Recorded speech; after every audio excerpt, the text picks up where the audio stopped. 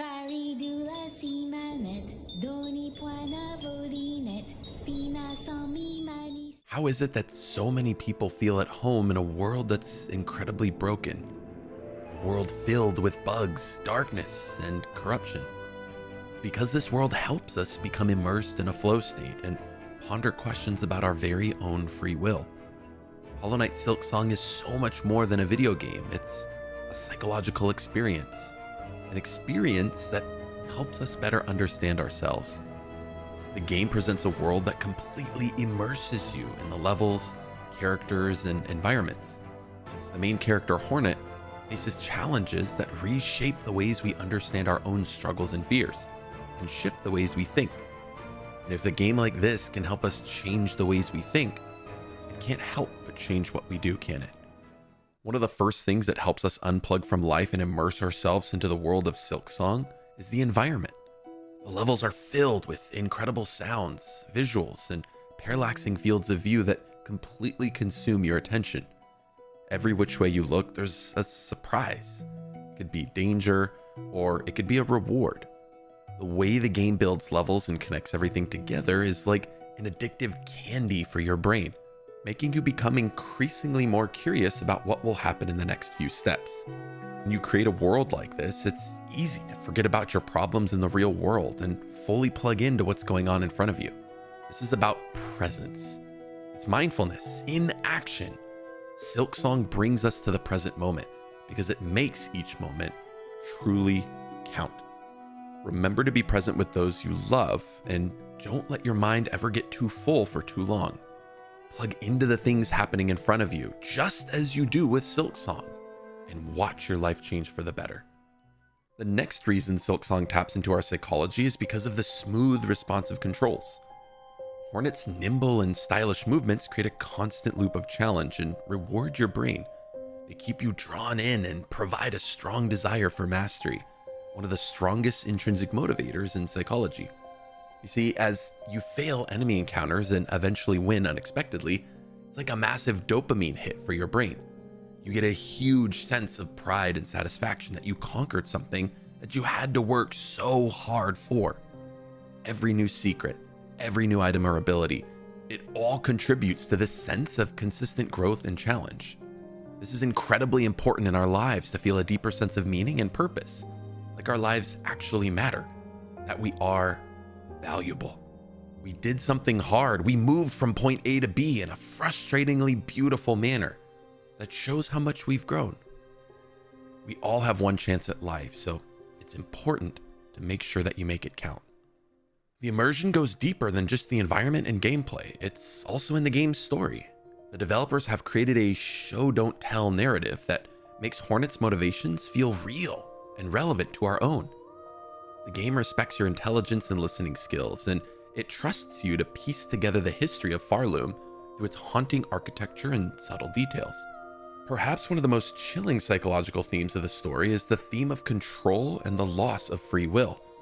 Unlike the mind-rotting plague from the first game, Farloom is subtly dominated by a force called the Silksong, which gives its citizens a false peace in exchange for their autonomy.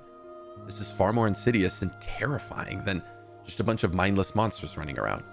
It makes us question whether true freedom is an illusion. This is where the theme of family legacy really comes in.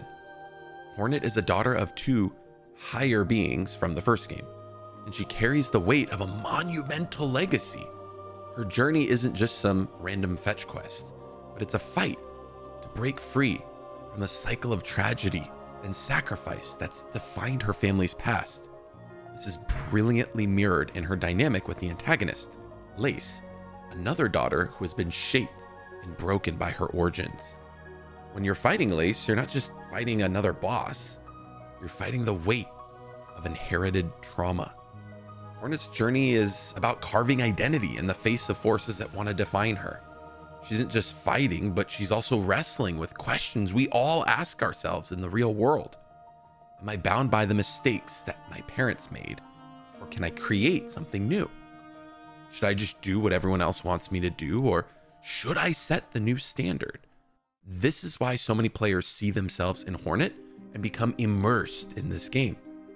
Hornet shows us that even when life hands us burdens we never asked for, we still hold the power to decide how to carry them. You have so much more control than you think you do. Her determination is really inspiring, and it's a reminder that resilience isn't about avoiding pain, but transforming it into strength. And this is where Silksong transcends being just another game, it becomes a mirror to who we really are in the real world, outside of the game itself. The world of Farloom reflects our own struggles with control, identity, and freedom. It gives us a safe space to practice courage. Every single battle, every climb, every fall, and recovery. It shows that we can accomplish anything, and we can pave our own path. We can explore the dark world around us and still find some light, even when all seems hopeless. In a way, Silksong immerses us, not just because it's beautiful or mechanically brilliant, but because it speaks to something deeply human. It reminds us that we can all shape the future, that we have the free will to create endless opportunities. So what happens when you put all of this together?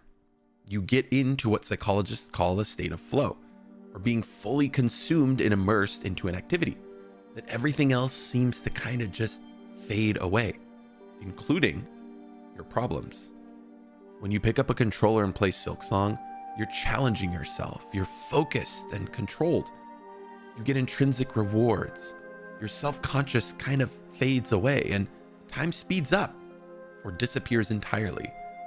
Moving Hornet around the world of Silksong embodies the psychology of being in the zone. When the game was released on September 4th of 2025, it was in such high demand that it managed to crash the Nintendo, PlayStation, and Steam stores on launch day. In a world filled with corporate greed, cookie-cutter movies and games, and countless cash grabs, it's honestly unbelievable that this game was released for $20 and included everything. This was such a hugely anticipated game. It's such a breath of fresh air to see something like this happen. It shows us that there are great developers still out there, that amazing things can and will continue to be created by good people. The powerful lessons of free will in the story that the developers were able to tell is truly remarkable. The flow state you get immersed into is unforgettable, and the world they created helps us feel so immersed and plugged in. On top of all of this, they also included plenty of Easter eggs and inclusions, like a boss that's dedicated to a fan who passed away due to cancer. May he forever rest in peace. So did Silksong make you question your reality? Did the story spark something within, or was the gameplay just simply fun for you? Let me know your thoughts down below, and I truly appreciate you guys for watching. If you found this video helpful, any support would be greatly appreciated. I want to give a special shout out to the biggest channel supporters: Aaron Freneck, Erica, Carolina, Nicole Mado, Sunny Sue, and Tony Martinez. I seriously can't overstate how grateful I am for you guys and all the support you provided for this community. Thank you so much.